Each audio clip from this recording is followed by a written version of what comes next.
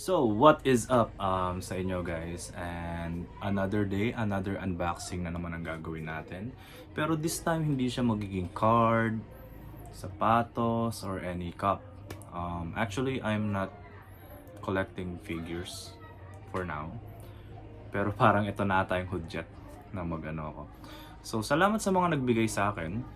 Unang-una, ito, wala siyang box. And nabuksan na siya. Ito yung One Piece Monkey D. Luffy Battle version. Okay.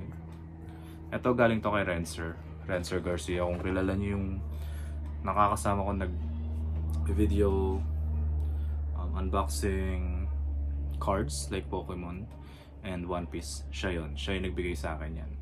And also, I do have here yan. Apat sila actually. Bigay naman to ni Sofio. Isa sa mga katrabaho ko din yan. Salamat sa'yo and shoutouts Sofio Guillermo. Unahin na natin to. Si Leorio. Ito yung mga i-unbox natin ngayon. Big 4. Okay.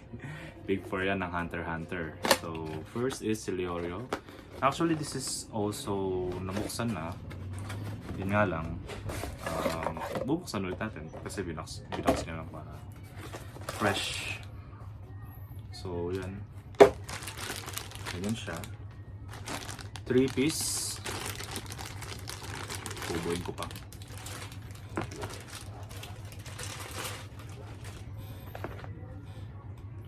Angas na ito.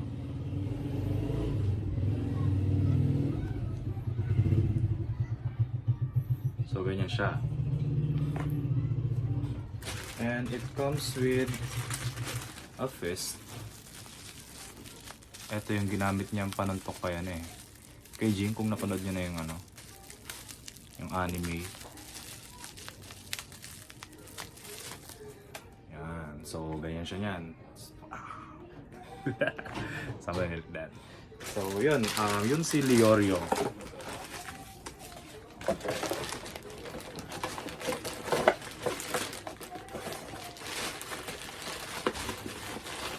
So, next is si Kurapika.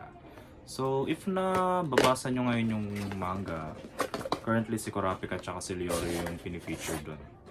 Which is yung sa Dark Continent. Okay. So, ito si Kurapika. Ano ba meron dito? Wala lang. So, yan. Ganyan siya. Siya naman may base. Kung makikita nyo si Leorio, wala siyang base. So, may base to. So, assemble natin. Pero siya, buo na siya. Hindi na siya yung nahihiwa-hiwalay pa, ganun. Tingnan natin. Kasi ilalagay natin siya yung dito sa likod.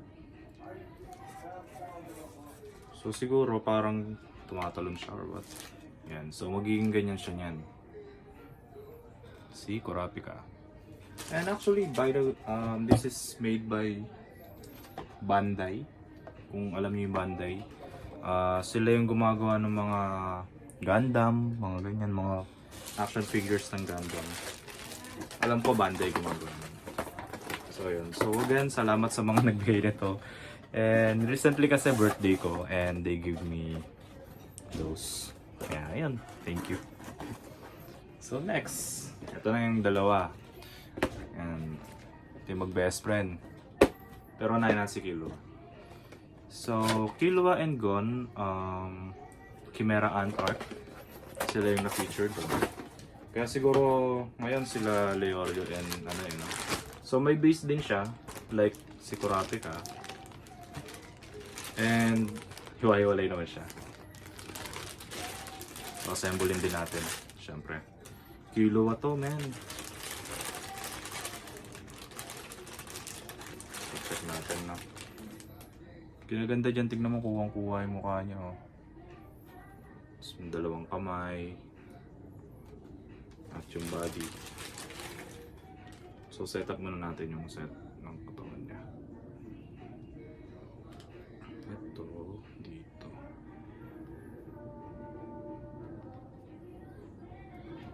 Feeling ko, syempre, hudyat na naman to, sigurado. Baka mga lulong-lulong na naman ako dito eh. Boss-boss na nga ako, masyado na ako maraming ginagastos sa sarili ko. Pero ganun pa man, okay lang naman. Parang ito ata eh. Yun, ganun pala siya. So para pala siyang tumatakbo. May alikabok kasi nga. Yan, so ganyan yung kalalabasan niya. Kilowatt.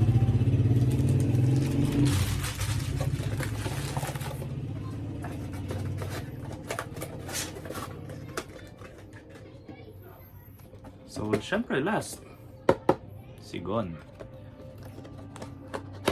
And as I mentioned earlier, recently nga is my birthday. So, binalang ko rin mga regalo sa sarili ko, mga ano. Kaya ingat-ingat na lang din.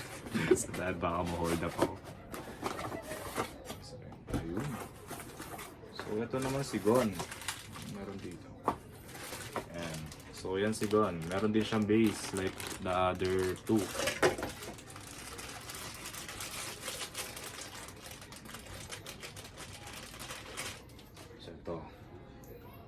Rasengan.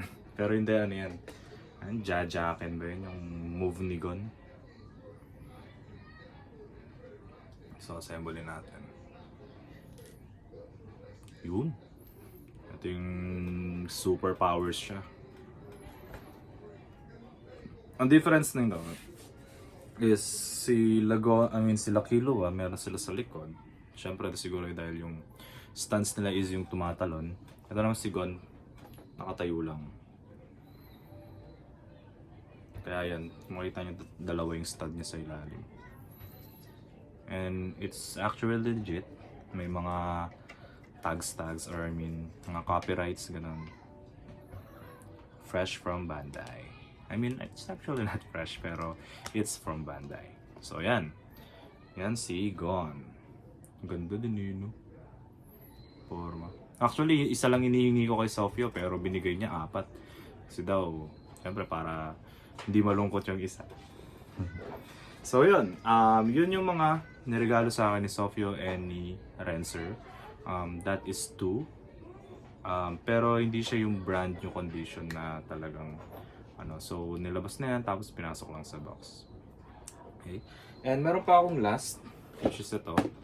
Ito naman galing to sa homeboy ko, sa first mate ko. Si Neo. Neo, magpagaling ka. Shoutout sa'yo. Okay?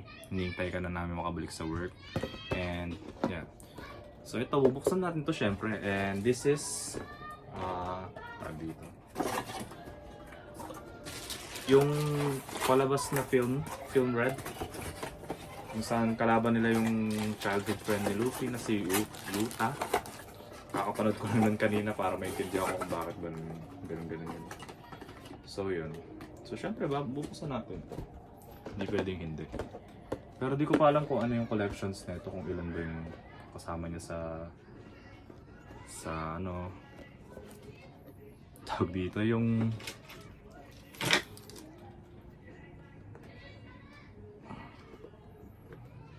collections ng One Piece.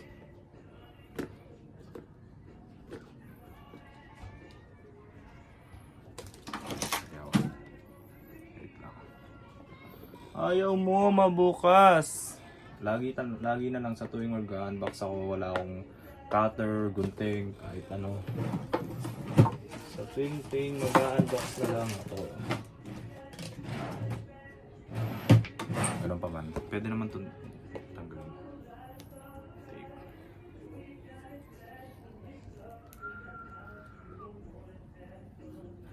So yun, yung mga yan, influensyahan siguro nila akong mag-collect na rin kasi hilig nila yun. So this is my first time to open this. Hindi ko din alam kung ano yung tsura niya. Pero mostly kasi ganito din yan kung ano yung nasa ito. Meron din pala siya sa side. May tape pa pala siya sa side.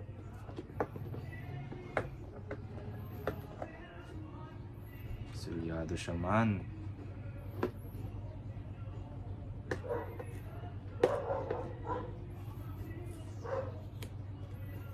Yun.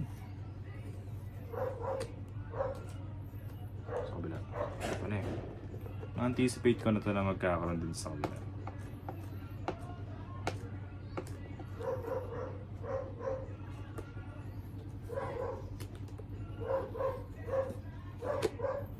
Pero ito hindi ko na inaasahan. Pero yung dalawa kasi hiningi ko lang talaga yun. So nag-arbor ako, sabi niya, sige kahit ano kunin mo. So ito. Ayun. So yan. Monkey D. Luffy. Hindi siya hiwalay. And may base din siya. Like the others. So akala ko yung ano siya hiwalay. So natin.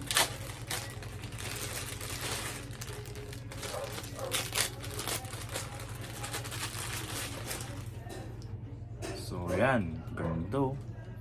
Salamat Neo. The best ka talaga man. So yun, pagdasal natin si Neo kasi sa ngayon may sakit siya. At sana makabalik na siya sa work niya at ayun. Medyo kasi ain't safe yung sakit niya ngayon eh. Ayan. So thanks man. Magaling ka talaga. Alam mo kung ano yung gusto ko. So yun, Monkey D. Luffy, Daijoubu. Kuwang-kuha niya yung suot ni Luffy kasi kanina pinanood ko ganto-ganto nga yun. Yung pinakalaban nila sa Yuta. So yun. Yun lang naman sa ngayon at salamat sa mga nanonood, sa mga sumusuporta. Galingan nyo palagi. At yun, sa ngayon, ito muna ang katapusan ng ating video. Paalam!